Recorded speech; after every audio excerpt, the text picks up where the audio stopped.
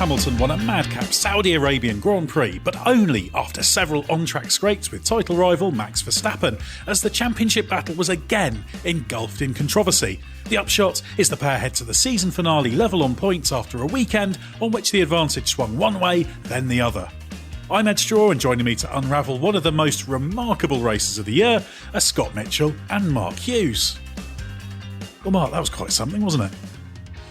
Yeah, it was thrilling, a bit scary in parts, and controversial, and it's all ramping up, and couldn't really have it any more dramatic, could we, going into the final? Yeah, level on points. That's exactly the scenario I've been hoping for all season. And Scott Mitchell, you enjoying the unusual circumstances? Not only are you pointing in a slightly different direction to the rest of us, but this is the first time all three of us have been in the same place for a podcast since the Australian Grand Prix that wasn't. Yeah, look what happened then. Yeah, exactly. Hopefully we managed to keep the world intact this time. Although, obviously, as we're doing this, there is some ongoing COVID complications going on. So maybe we're starting it all over again. The presence of us three all together in the same room recording a podcast at a Grand Prix is apparently now one of the signs of the apocalypse. So. As is the fact the hotel, as you were just explaining, is trying to force feed you someone else's dry cleaning. Force feed is a weird way of putting it, but yeah, every time I keep returning to my hotel room, there's someone else's dry cleaning hanging on my door. I've done my best to tell the people at the reception that it's absolutely not mine, but they keep saying my room number's on the ticket, so they just keep delivering it back to me. Perhaps that's why they were phoning you at 2:30 in the morning the other day. Yeah, they've been treating me very nicely in this hotel. Well, there's a huge amount to talk about, so let's pile into it. Mark, given the way this all played out and the significance for the championship, we've got to work through the controversial incidents between Hamilton and Verstappen. The first dozen or so laps of the race were straightforward enough, with Hamilton leading from Bottas and Verstappen. Then we had the red flag for Mick Schumacher's crash at turn 22. Given Mercedes had brought both drivers in for the pit stop, Verstappen stayed out, so he took the restart from pole with a free tyre change. So talk us through the first standing restart. Yeah, I'm just been trying to unscramble my brain to make sure we're talking about the same thing. Yeah, the first standing restart was the one where Max was on pole because he'd stayed out and the two Mercs had come in, but Lewis beat him off the line. Lewis was just faster off the line, but Max decided to just hang on around the outside and use the sort of the escape road apron with all four wheels on there to just retake the lead and rejoin in a way that forced Hamilton to turn left on a right-hander just to avoid contact. And that's, you could see Verstappen's moves were very much those of someone who could more afford contact with his points gap than Lewis could. And then Lewis was obviously having to take care to avoid contact at all costs. So that as he turned left to avoid contact with Verstappen, so Ocon was able to climb up into second. Ocon, another one who hadn't stopped and had thus been boosted up the grid a bit. So yes, that was the first restart. Yes, it's difficult to keep track of them actually, but of course this was considered not to be an acceptable overtake from Verstappen because of course he did go off the track. Do you think that's fair, Scott? And what did you make of what happened under the red flag when there was this sort of horse trading with Michael Massey, the race director, about where Verstappen starts? I love that this is so complicated that we're literally just jumping from red flag to red flag without having to explain what the second red flag was caused by, because we'll get to that later. That's a whole other point of conversation. I think basically it became very clear that what Max had done to, I was going to say retain the lead, but it was basically regain it because Lewis had got ahead into turn one, wasn't okay, because when we were under red flag conditions again, immediately it became clear that there was a bit of confusion over who exactly would start from pole, whether Verstappen would, because he was basically given Red Bull were given the option by the race director, Michael Massey, to forfeit a position. But even that's just sounds silly in itself, but even that wasn't complicated because initially Michael got the positions wrong. He thought that would put Verstappen back to second behind Hamilton because he'd obviously not realised or forgotten in haste that Ocon had snuck through when Max pushed Lewis wide. So that complicated it because there were two factors there that complicated it. One was that if that race had continued, as is the norm in that situation, there would have been the option for the driver who had committed the transgression to give the place back. That's the complicating factor number one. There was a red flag. There wasn't the option to do that. Second complicating factor, another car had got in between Verstappen and Hamilton, so that made it particularly difficult to deal with. So you had this situation under a red flag where the race director's in conversation with the teams and basically saying, well, couldn't really give the place back in on track, so how about you drop 2 positions on the restart grid? And I actually think that's fine. It's kind of it works in lieu of the real situation. It's just so weird to have it, because I've never seen it done that way. But it was weird because I can't remember the exact terminology Massa used, but he basically just says like, this is the deal I'll offer you, basically. And it was just, we all knew what he meant, but hearing it over the radio was just odds. So you just it sounded like it was a sort of negotiation, didn't it? And it wasn't. He was ill-advised to use the word offer there. What he meant was, you can either take that or a report to the stewards and they'll deal with it by putting a time penalty on you. You choose. That's what he was saying. It was an offer in that sense, but it wasn't an offer of, will you accept a penalty or not? They were getting the penalty regardless. It was just which penalty it was going to be. Yeah, it wasn't basically. It gave it that air of, hey, Red Bull, do you fancy picking your penalty for this infringement? And they go, actually, no, we won't have a punishment this time. So it was an odd situation, but it got resolved in the way that then Red Bull clearly expected a penalty to come if it went to the stewards, and they thought, well, actually, we've got a chance here to attack on a full restart. So then you had a situation whereby all of a sudden, Esteban Ocon finds himself on pole position at a Grand Prix, having had a very, very fortunate sequence of events unravel, and then that meant, obviously, you had Lewis on the front row and then Max in third. Yeah, and as always, we've got questions from the Race Members Club members. Mike Meredith did say, how can the race director get into negotiations with teams like this? Wouldn't it be better and fair if the teams were told what the penalty was? We sort of covered this, and I think there's certainly things we can question about the way this race was handled.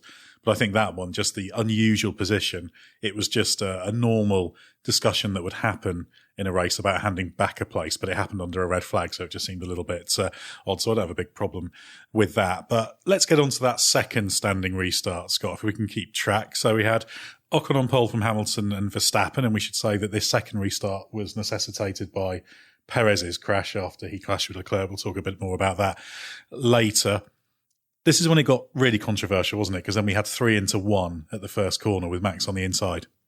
Yes, I've caught up now. While you were doing that, I was in my head just going, which one was this? Lewis makes a good start, better than the guy. He's racing into turn 1, so he's getting alongside Ocon. And I don't want to do Lewis a disservice, but I wonder if he sort of maybe misjudged the person who was third on the grid, because Lewis sort of like, he was getting the job done on Ocon and he was in the middle of the track, and it was almost like that was his focus, and he left a great big Max Verstappen sized gap on the inside.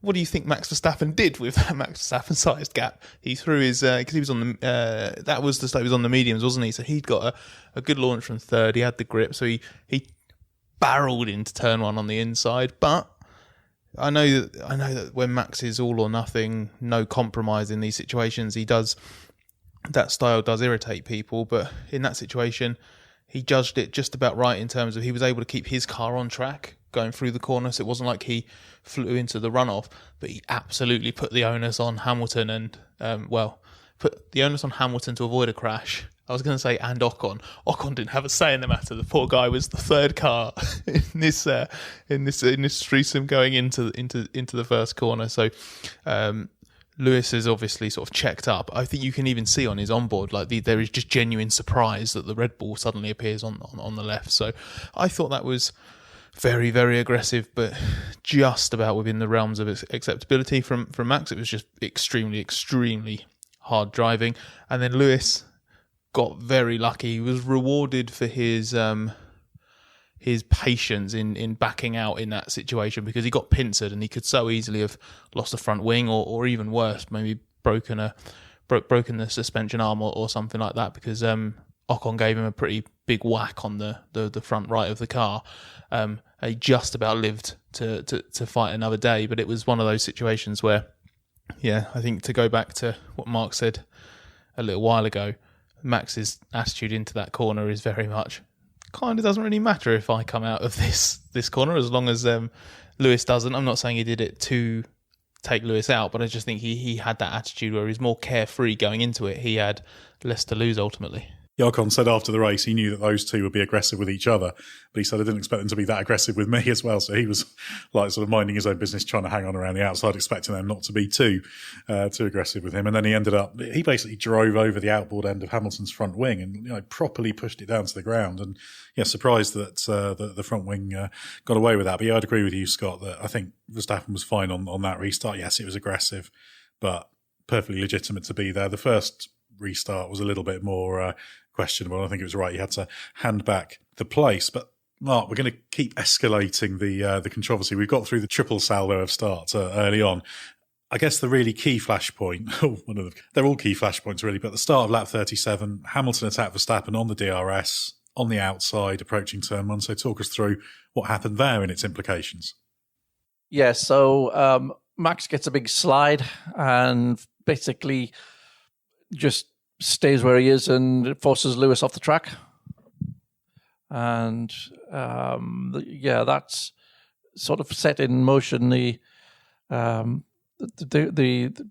further discussion with Michael Massey, which is coming, which is did he have an advantage by going off the track? It was basically a slow speed corner version of turn 4 at Interlagos, wasn't it, where Max has carried too much speed in on the inside, desperately trying to hold on to the position. And unlike in Interlagos, he has tried to turn and make the corner, and he has had a massive swap and just slid basically completely off. So it was funny afterwards because Max's defence of what happened there was, well, we both ended up past the white line. So I don't really understand why I was the one that got into trouble with that. He was that was his blanket defence for everything that happened in the first half of the race. It was like, I think only one of you really went sideways into the corner. So I think that was one where Max was... Again, it goes back to what we were saying about the restart where he was very aggressive on the inside. If you keep it within the white lines, and you can pretty much not do what you want, but you've got a good leg to stand on. But in that situation, Max has kept the lead basically by flying off. So he'd made a rod for his own back. Yeah, very much so. It was funny in the post-race press conference, Verstappen was talking about this and he said, I don't see why I'm just the one who gets penalised because we both went off. And I sort of saw Hamilton, because they had hand mics for this one. You could sort of see him his hand sort of moving on the mic like he wanted to kind of jump in and say, well, you pushed me off.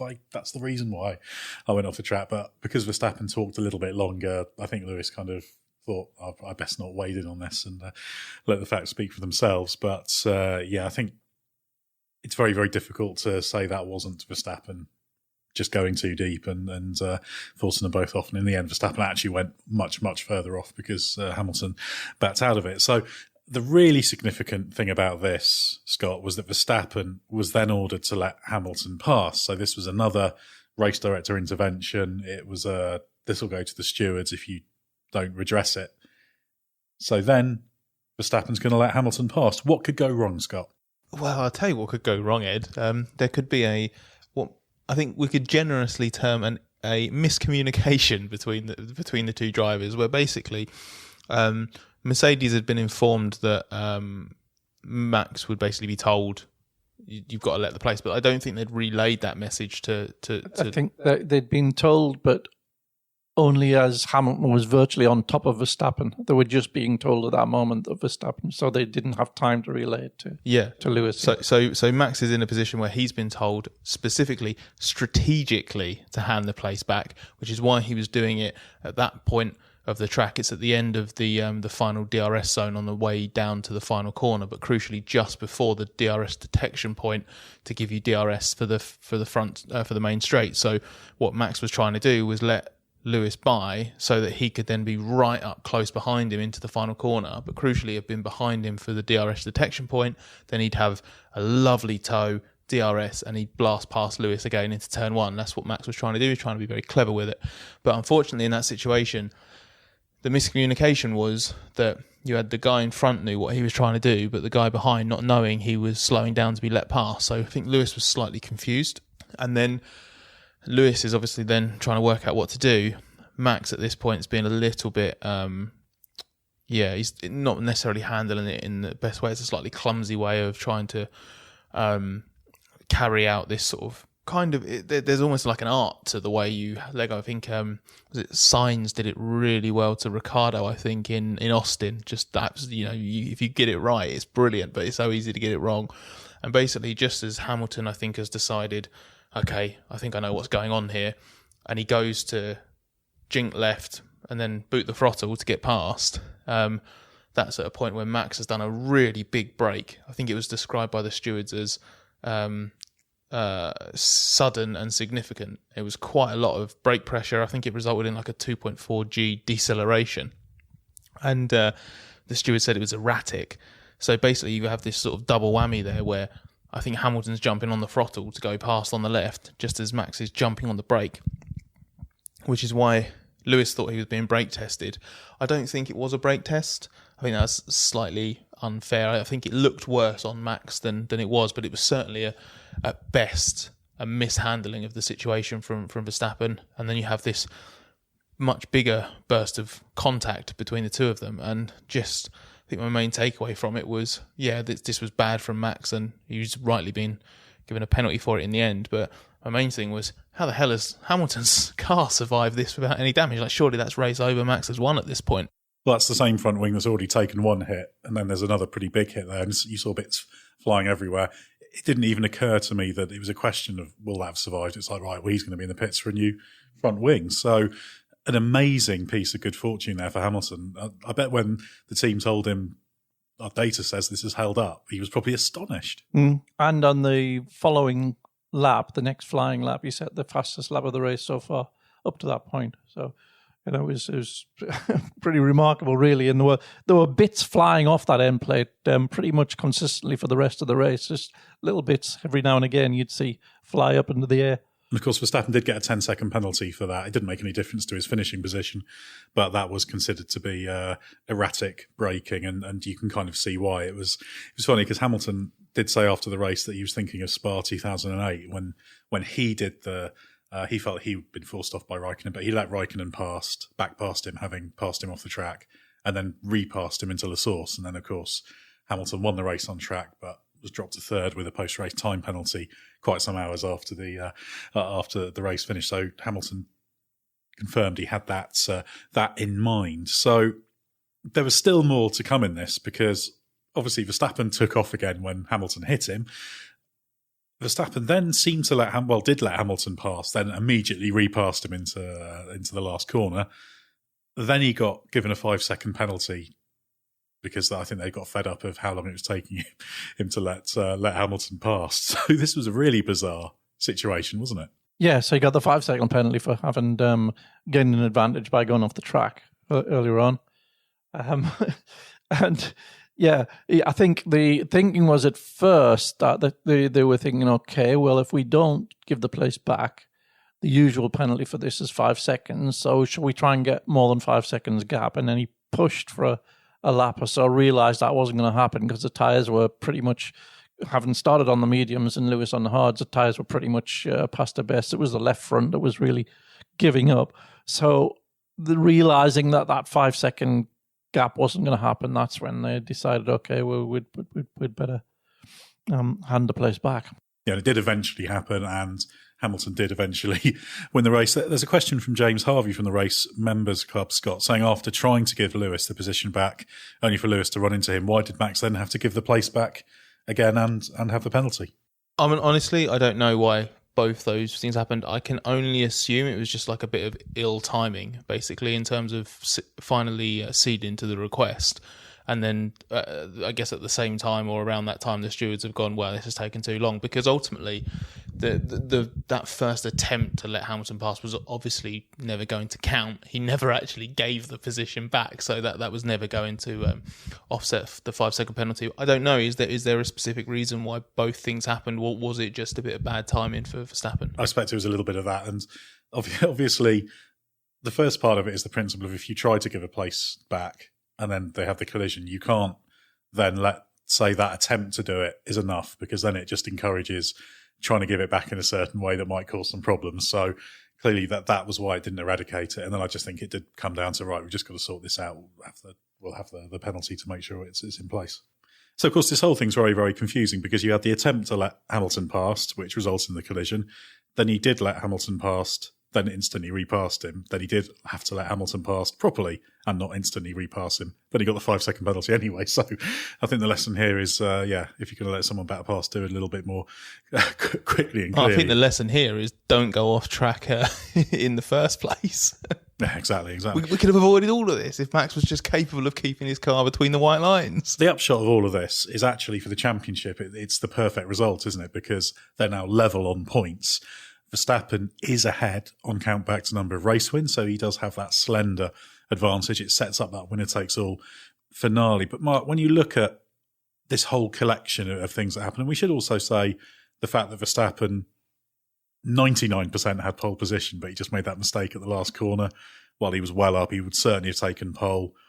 Tiny mistake while on the limit. It can happen. But what do we learn about the title contenders in terms of this whole sum of all the things we've discussed? This insistence of Max to not change the way he approaches everything on full attack. I mean, it's worked for him throughout his career, but in this case, it definitely worked against him this weekend because he could have. I mean, you can't know for certain that the guy ahead of you on track isn't going to improve by more than you've improved, but he had 3/10. He was 3/10 up at that point. He's at the final corner. Do you risk all at the final corner to try and make it a bit more, just in case? Max does, without even, you wouldn't even question. And usually it works. Yeah. But on this, so that would have been a comfortable pole position. And from a comfortable pole position, you'd assume he could have kept the lead probably and won this race and gone with a fairly impregnable points lead into the finale. So it would have been disaster territory for the last race to not win the championship. Yeah, exactly. So it all goes back to that moment, really, at the end of the last corner of the last lap of qualifying. And it really, he might still win it, but he's made it very, very difficult for himself, and it's difficult to criticize someone for a consistent approach, and there's no ambiguity about how he's going to attack the task. But I don't know. Sometimes you just in a campaign, and this is where Lewis is so good now. He does think of it in terms of a campaign, and he'll be hard sometimes, and he'll be ruthless sometimes, but not always. He picks his moments. I think as well as the question of sometimes you wonder what the end game in a specific one was. Actually, I thought the one at the first restart was the most odd one because Hamilton had got ahead of him. When he tried to go around the outside, there was no way that was going to end in anything other than him going off track. So you sort of looked at it and you thought, what are you going to get out of this? The other ones. What he could have got out of it would have been contact, and neither of them finishing. In which case, that's very much advantage for Verstappen going into the finale. Yeah, I think in those situations, Max literally just sees it as I think he sees it as I've got nothing to lose here, or I've got less to lose here. I think it's very difficult to judge without knowing exactly how he is sort of seeing it. We get a glimpse of he's got such a singular approach to everything, hasn't he? It's so simple to him. Just go out, you rag it, you get the best possible result you can in any given situation, whether it's one lap, whether it's the start of the race or trying to win that Grand Prix. And it's fascinating to watch. It's super exciting to watch. It puts him in the position to be 3-4 tenths up going into the final corner in qualifying, but it's also exactly the same approach that then puts him in the wall on the exit of that corner. And when he's in battle, I just think what we've seen this year now is it's very clear he won't adjust his approach. It's very clear he doesn't think he needs to. It's very clear he doesn't think he's in the wrong. And I think he also has a Red Bull team around him just telling him he's never in the wrong either, which I don't think is helpful in that situation, which means we're at a point now where Max is capable of sort of, I think, crossing the line without really lies in. I genuinely think he has no idea he's crossing the line. I don't think it's a conscious decision of I'm going to be, out of order into this corner. It's just this is what I do. And yeah, if you were going to make a crude, simplified verdict as a result of that, I wonder if this year we've seen when Max is absolutely at his peak. I think Max is maybe fractionally the faster of the two, but I think Lewis is the better driver. And that's not really a surprise in terms of the all-round package, because, for example, Verstappen in 12 years' time, and he'll be the same age as Hamilton, probably with an enormous number of wins, multiple world championships. I think the 36-year-old Verstappen would deal with today's race in a different way. That's just the nature of things. You would hope so. Just as the 24-year-old Hamilton wouldn't have had the same race today as the 36-year-old Hamilton. So, these are two drivers at opposite ends of their career, which is the fascinating thing about this balance. And Verstappen's been fantastic this year, and his all-out attack approach has really worked well. So we're talking about really, really fine margins in kind of pressure points and key moments here. But this has actually created a great battle with two slightly different approaches. And the fact that we go to the last race as well with Verstappen having enough of an advantage that if they do both not finish, he's the one who's ahead on countback is an interesting one as well. And people often simplify it as it's not about he's trying to cause accidents. Of course he isn't. It's that thing of knowing that if there's a 50-50 and if it all goes wrong, it can play to your advantage or disadvantage. All drivers factor that in, including Hamilton. I think the issue is that we know that Max is aggressive. He doesn't like that word. He's a hard racer. But I think there are times where it's just strayed into being unfair. And I think at times in this race, there were a couple of incidents where it was just unfair driving. We should say this hasn't been entirely one-sided. Lewis gave as good as he got when he finally got past Max. When Max finally let him past, he put him straight onto the runoff. He left him absolutely no room, and there was no meaningful consequence for that. I'm not sure if he did he get a warning, like a black and white flag or anything like that? It was borderline, wasn't it? They were told that was borderline black and white warning flag, but nothing happened. Yeah, so he's done something there where he's basically retaliated, hasn't he? He's gone, do you know what? This has been taking the mick. I'm going to send a message here.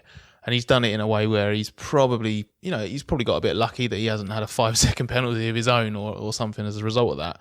But it's instigated by Verstappen, isn't it?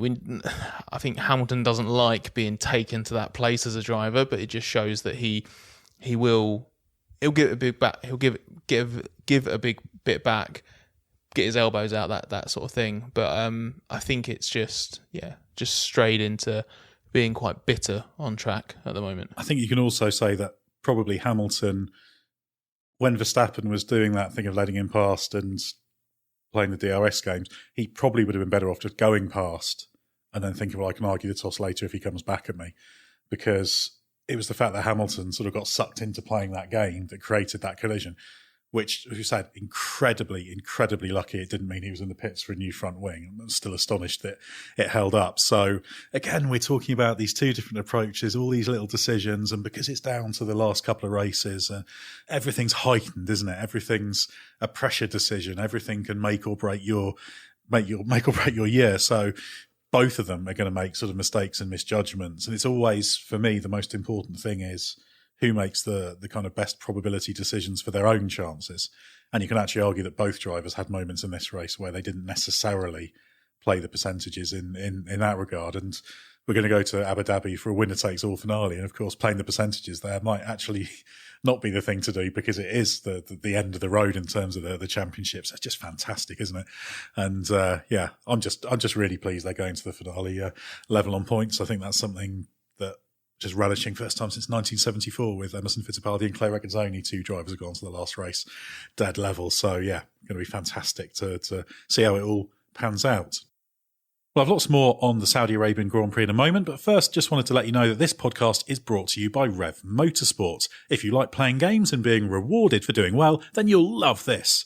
REVV Racing is a game where you can play and earn an in-game currency, which can be converted into real-life money. REV is the utility token that serves as the primary currency of purchase, utility and action across all REVV Motorsport blockchain games by Animoca brands. REVV is designed to enable true digital ownership of game assets, giving players freedom and control over their NFT in-game items across a growing metaverse of racing games. If you're interested in getting involved with REVV Motorsport or REVV Racing, you can head over to OpenSea.io and look up REVV Racing to see all of their NFT cars. If you'd like to find out more, head to RevRacing.com. That's Rev with 2 V's, racing.com. Let's get back to the Saudi Arabian Grand Prix. Inevitably, we've got loads of questions about the way race control and the stewards operate. So let's just have a quick look at that in general terms. So, Scott, Simon T says that Brazil was a missed opportunity for the FIA to stamp out this poor driving we're now witnessing.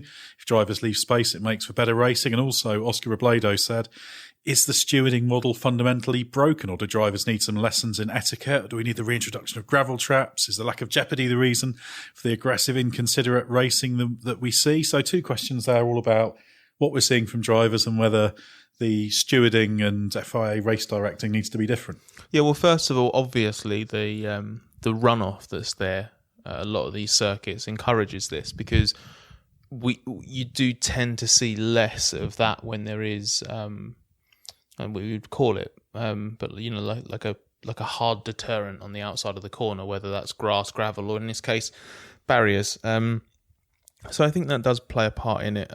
I do think that Brazil was a problem because it did set a bad precedent, and I still think we saw part of that today with, like I said, Hamilton got away with running Verstappen off track at the final corner when he was finally let past, and that to me just furthered the murkiness of this situation with what counts as forcing another car off track. Like when does that get penalised now?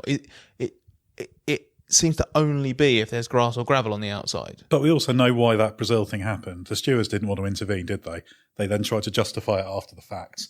And we said on a previous podcast this will cause problems, and it's caused problems again, because actually Verstappen has a point whereby at Interlagos he got away with it, so he's done it again, and he's not got away with it. So you can understand the inconsistency. Well, yeah, sort of. But the problem is that the incidents in this race where the Verstappen's been penalised for or punished for have been for going off track and gaining an advantage, whereas you could argue that's certainly what he did in Brazil, but the primary thing that he was being looked into for Brazil wasn't it was did he force Lewis off? But Brazil was absolutely both of those things. He'd forced another car off the track, and he himself had gained an advantage by going off track because he took way too much speed into turn 4 in Brazil. So we've then seen some stuff penalised in Saudi Arabia, with Max passing Lewis off track and also retaining the lead by going off track. But then we've seen Lewis force Max off track, and there'd be no punishment for it. So yeah, we are still in a situation where, I don't know, you drivers can do very, very, very similar things race to race, and I can't call what the decision's going to be as a result of it. We had another case of this earlier in the weekend with the impeding of Mazepin by Hamilton FP3. Now, in general, as I've always said, I like people not to be punished for a lot of things. I think you can put that down as one of those things. But historically, those have been punished. We have seen grid penalties for that kind of thing in free practice before. But we sort of ended up with this situation of the steward saying, oh, well, because of the unusual circumstances and because of the track configuration, this doesn't set a precedent, but we're just going to do a big fine and a reprimand. And you kind of think, well, you've kind of done that just to sort of back out of a decision that previous precedents say you've got to do. And I kind of feel like if you're going to have this interventionist stewarding thing, you've got to stick with it. I'd rather they didn't have the excessively interventionist. So I'm happy with that, just judging it as an incident, not being a penalty. But history tells you it should be so. That they just tie themselves in knots over this. But Mike Meredith says, can the race director role really be done by one person now, or does Michael Massey need more time to grow into the role? Did he maybe take too much on himself in this race? It felt at times like he was sinking, as anyone would. Oh, it's not an easy job, and I think now that we're hearing the conversations between the pit wall and Michael Massey, you can hear how much more stress it is. You got all this going on in live time, and you're being lobbied essentially in live time by two competing entities. and trying to make your own calls. So no, it's not an easy job at all. But I think introducing a second person into the role would probably make it even more, the outcomes even more difficult to fathom, because there would be two people feeding into it. Now it really does need, I think, a simplification of the. I've said this before on previous podcasts. I think it needs a whole layers and layers of regulation need to be taken away, not added, and there needs to be somebody in essentially a referee role, and he should have the power to call it, and that's it. There isn't an argument, and doesn't have to be consistent. It's just what he says. So you get rid of that argument then. Well, a great example of the overregulation is a lot of people were annoyed or baffled why Hamilton was never investigated for falling more than 10 car lengths away from Verstappen before the first standing restart, and that comes down to a technicality, because on the formation lap before the Grand Prix even begins, it's specifically stated in the sporting regulations that the intervals between the drivers can never be more than 10 car lengths.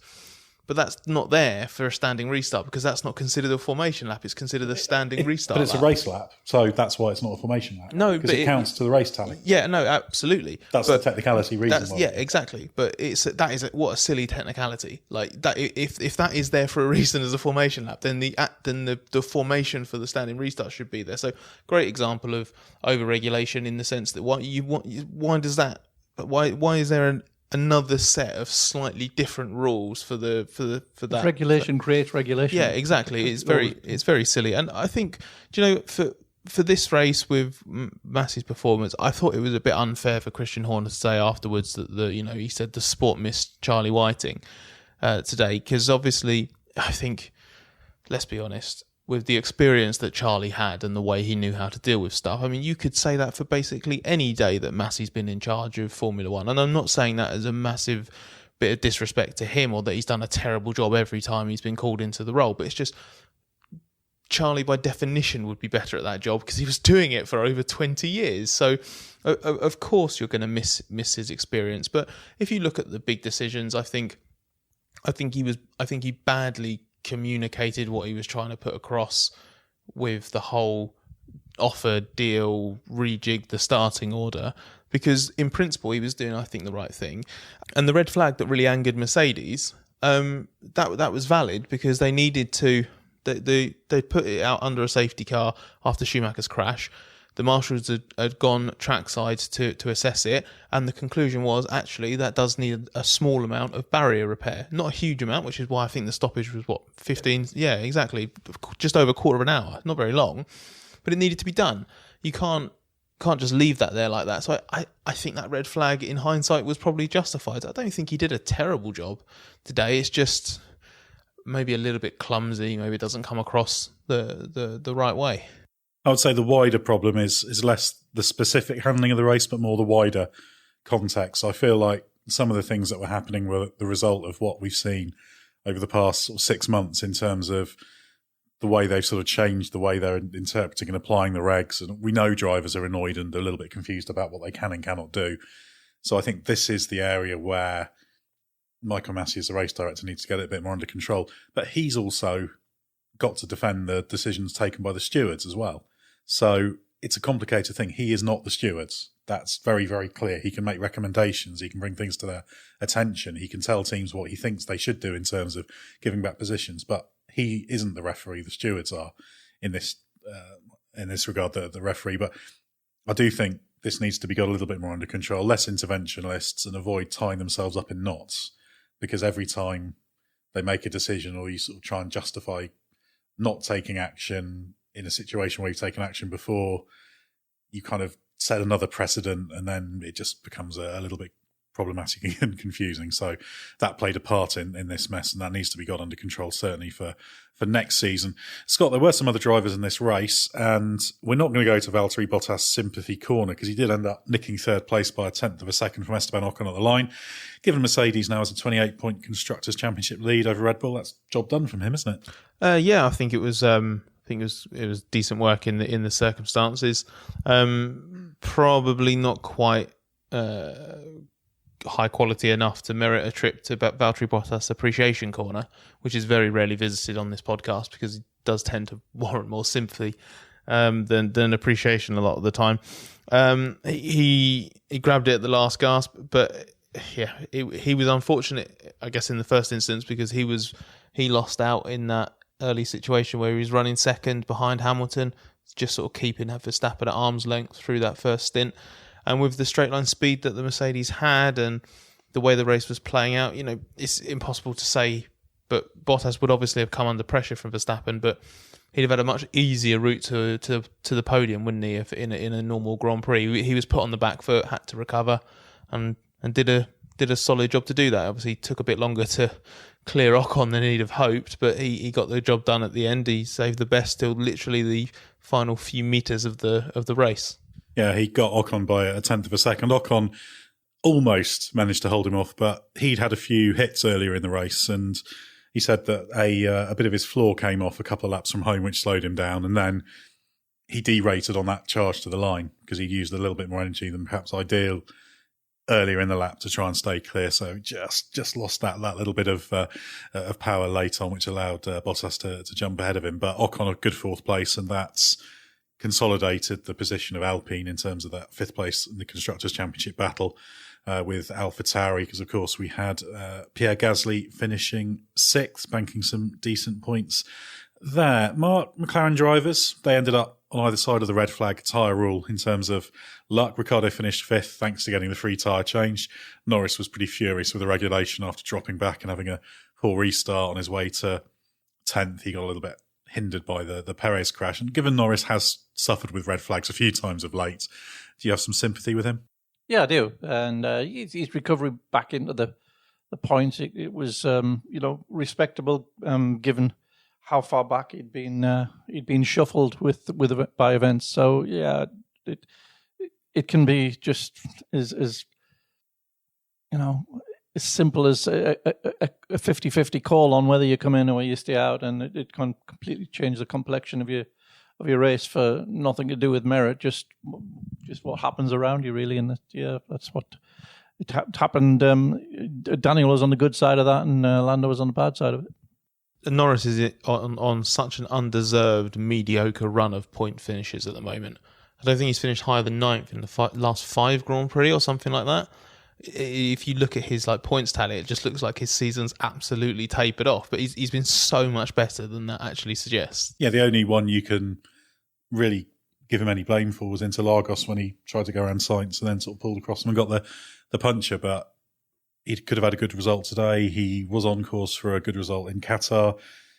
At Interlagos, had he survived that contact with Sainz, he was on course for a good result. So, yeah, it's just been a difficult run for him. But, Scott, although it was a tricky weekend for Ferrari, Charles Leclerc and Carlos Sainz ended up 7th and 8th behind Gasly. Leclerc, of course, had that big shunt on Friday. That's pretty much sealed third place in the Constructors' Championship, barring an almost unanswered McLaren 1-2 in Abu Dhabi. I did ask Mattia Binotto about that after the race, and he didn't preface his answer with, well, we still need to close it out. I think even he knows it's pretty much a done deal now. But, that's probably deserved for Ferrari overall, isn't it? Yeah, I think they've done a good job. I also think that what we've seen over the last season as a whole, but obviously especially the last few races when he started to really tie it together in qualifying, I think the AlphaTauri is the third fastest car on the grid. And I just think Ferrari, that combination of the upgraded hybrid system, just the fact that they've got both drivers just doing a relentlessly good job. I think, Sainz benefited from, he was one of the guys who stayed out, wasn't he, in that first situation. So I think he gained a few places there. But he started, was it 15th after his qualifying drama? And I think he'd worked his way into the points, or was putting himself in points contention anyway. Yeah, he just lost to Nancy when the race was safety card for the first time. Yeah, so you just have these two drivers like Leclerc and Sainz is just fantastic. I think they have been the best teammate pairing in F1 this year, and Ferrari have absolutely enjoyed the dividends from that. Yeah, and obviously you mentioned AlphaTauri. Gasly finished 6th. He had one of those races. It could have been a little bit better. He he lost a couple of places on the first start, and one of those was to a mistake he made in turn 4 that let Ocon get past him, but came back through to 6th place. So he made some gains, having dropped to 8th. Reached a good personal milestone as well in this Grand Prix. Do you know what it is? I do not. What is it? He's hit 100 points for the season, which he says was his pre-season target. He thought, if I can get 100 points this year, we'll have had a good season, and he has done exactly that. Yeah, it's just a shame he hasn't got a few more points to keep AlphaTauri ahead of Alpine, but I think that's absolutely not Pierre Gasly's fault. That's Yuki Tsunoda. We'll get on to him in a minute. But Mark Antonio Giovinazzi had one of his stronger weekends in what might be his penultimate F1 weekend. He held 7th for a while, but was 9th after slipping behind the 2 Ferraris, as good as he could have done.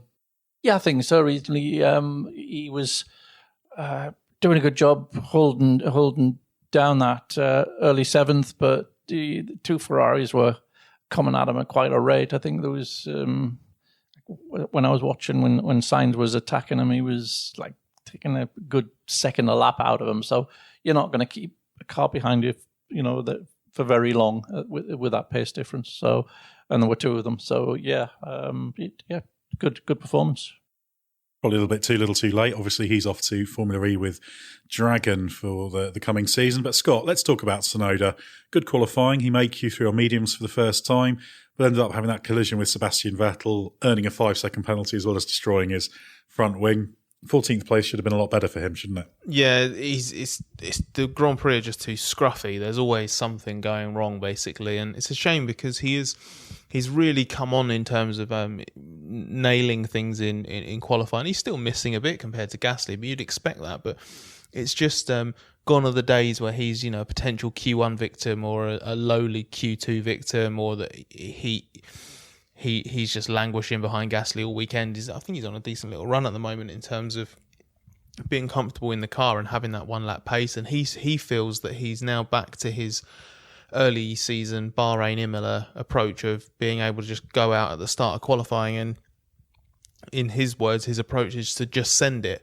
But that doesn't mean he's just going out there and just decided, I can't be arsed with all this building up my confidence rubbish. I'm just going to go out there and just absolutely go for it. What he means is that he has taken a step back. He's realised he was doing too much too soon. He's built a bit of experience. He's rebuilt his confidence. He's understood the car a little bit better.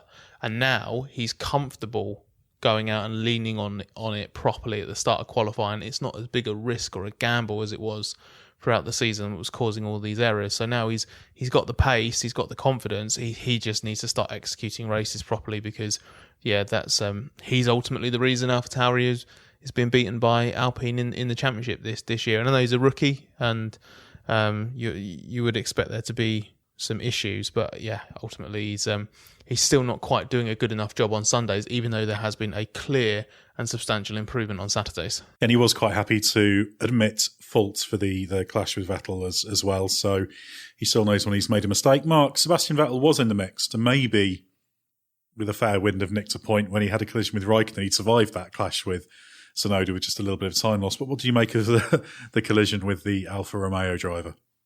One of those 50-50 stubborn on both sides, near the back and down, and it was like a couple of kids going at it, and 2 of the most experienced guys in the field, 2 ex-world champions. It was just a little bit scrappy from both of them, I thought. Yeah, probably wouldn't have been points for Vettel though, because Aston Martin was struggling massively for pace at Jeddah, and I think Raikkonen would have not been able to make up the ground. But it didn't help either of their races. Now, Scott, there were fears about a big accident in the race. It did happen at that second restart when Perez had the spin after squeezing up against Leclerc, who was to his left. Then Mazepin rear-ended Russell as the field tried to get round it. Got few questions related to this. Oscar Robledo asked for our opinions on the track and the multiple red flags and whether that means the design can be deemed a success. Well, I've been thinking about this. I'm not 100% sure because clearly when you've just got one car on its own and the drive is absolutely on the limit, it's a fascinating, fantastic circuit. It's such an unusual experiment. We've got these tracks around the world for different categories.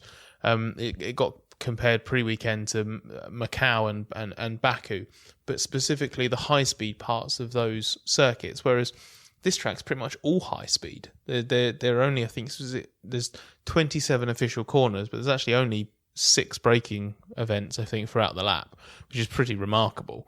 So in that sense, it's spectacular. But I think it was pretty clear as soon as we had cars on track on Friday, the drivers realised actually that it was going to be an issue with visibility and the speed offsets that you have in qualifying because of the way F1 is now in terms of ridiculously slow cooldown laps and stuff like this, and people backing off to find space before the final corner and this sort of stuff. But yeah, the real threat was always going to be if there's a crash, where do you go? Because there's no containment on that circuit, so the cars are going to be bounced back into the racing line. Some of the corners are blind, so you're not going to see if there's a car in the middle of the track until it's too late to do anything about it. So that side of things does worry me. But I guess we'll be back in a few months. I don't know if there's going to be time, if any, to make any changes. A couple of drivers have talked about whether or not it's possible to tweak the walls so that there's a little bit more of a view round past the apex in a couple of places. I don't know if that's possible in the short term, but longer term, there's a very, very good chance we're not going to be at this track longer term anyway. I don't know how many races they actually plan to do, but it might only be 2 or 3 before it moves on to a brand new venue somewhere else in Saudi Arabia. So it could be a problem that effectively solves itself, and I don't think that's necessarily the best way for a world championship to go racing. Just sort of every time you go back to a specific venue, you just cross your fingers and hope that it's an easy weekend. But it might be one that we do just have to hope is executed sensibly all the while we're here, and then move on to somewhere that's probably just a bit more better balanced, because it's an interesting experiment, but it is more dangerous than other tracks. Well, actually, the accident that Mazepin had when he rear-ended Russell obviously was trying to sort of squeeze past the accident. He'd had to check up, and Mazepin, not his fault, he was just unsighted and piled into it. Mick Schumacher had basically predicted that sort of thing, that you could have an accident further up the field, an unsighted back marker comes through, piles into it. Funnily enough, I asked Mazepin about Mick's comments, and Mazepin sort of said, well, this is part of the challenge of this circuit, and we say we don't like car park tracks, so that's just part of the job. It was just amusing that it was Mazepin who happened to get caught out. Fortunately, got away with it, even though it was a pretty massive hit. But yeah, the thing that was annoying the drivers was the fact that the straights are effectively curvy, so you can't see properly. And they were sort of saying, well, they're straights effectively, so why don't we just make them straight so we can see? And they're a little bit safer, but it would make it obviously less spectacular. Well, Mark, Paul Semnek actually sent this before the race. He says, while the F1 race has not started yet, I fear this will be a dark weekend in the history of F1. This is a statement as opposed to a question, because I need to express myself, but I don't know where I can. Well, we're letting you express yourself here. He goes on to say the course in Jeddah is profoundly unsafe and illustrates the greed of the owners in the FIA. The fact that drivers, aside from a few, have prevaricated in their statements for fear of retribution from the FIA shows there's a high degree of apprehension. One doesn't need to look any further than the F2 race. It truly represents the canary in the coal mine. Profoundly unsafe, Mark? Profoundly, no, I wouldn't say so. It needs some tweaks, perhaps. I think the sweeps in the first part of the lap, which were not quite flat, that do require some driving through. Those ones don't present such a hazard. I don't think it's the flat out. They're just kinks they're just blind kinks in the second and the third sectors. The ones that the car just treats as a straight. I think, yeah, you could probably quite easily open up the visibility of those, but whether it be deemed practical to do that by the time we get here in 3 months' time, I doubt very much. But yeah, I think with a little bit of tweaking, it could be it could retain the great qualities, but make it a bit safe. Yeah, fortunately, the race did go off without anything too serious happening. There was that big accident. I think, obviously, the F2 race, there was a lot of interest in, because there was the start crash with Théo Pourchaire stalled, and then Enzo Fittipaldi went into the back of him. Pietro Fittipaldi recently tweeted that Enzo has a fracture in his right heel, but he's awake and alert and resting. I don't think it's fair to say that shunt reflects on the circuit, personally, that particular shunt. There were other incidents but that shunt could have happened at just about any circuit, couldn't it? Because it's just a stalled car. It's just a start line shunt, yeah, the stalled car. Well, I actually saw Jake Hughes, who's obviously raced at F2 a little bit, tweeted that they should have anti-stall on the cars to stop this happening, which Theo Pichet actually agreed with. So, yeah.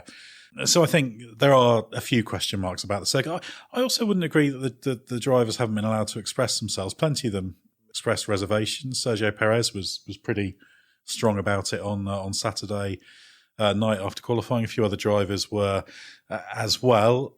So, yeah, I think they need to have a bit of a look at it. I don't think it's a disastrous circuit, but yeah, it's that inability to see what's coming and piling into accidents that the drivers are quite rightly worried about, rather than the runoff for driving around kind of on your own or in normal racing. And of course, the one thing we can't overlook is the fact that this circuit is in Saudi Arabia, which has caused some controversy. Plenty of talk about that, particularly early in the weekend. Obviously, Lewis Hamilton had his Pride helmet. Sebastian Vettel had his shoes as well, and Mick Schumacher was another one to show support. Of course, Sebastian Vettel had his women karting event as well. Scott, obviously, this is a highly charged race politically. So, what did you make of it, and the fact that Formula One's come to Saudi Arabia at all? Well, I think we talked about it very briefly in Qatar. You know, a lot of people are uncomfortable being at these races, but you don't have a choice because it's F1 that chooses to be here. F1 is not the only championship or major sporting entity that's decided to be in these countries. And yes, obviously, we're all probably a little bit complicit in what is often is so widely accused of sports washing from countries like this one. But we are here, and as we are here, I think it is important to try and see it for ourselves. I don't think really you achieve anything by just sort of grumbling about it and sort of, for lack of a better way of putting it, sort of getting on a sort of moral high horse over it and then saying, okay, well, I'm just not going to go, because we've all had the opportunity to stay at home for this first one, but it's better to be here, because otherwise you're still complicit in reporting on the event. You just avoided the inconvenience of actually going. So I think having been here, I think it was important that Lewis and Sebastian led by example on Thursday. They took very different approaches. Lewis called on people to, just learn more about it. He was focusing on the appalling LGBTQ plus situation in this country, where it is criminal simply to be homosexual or transgender.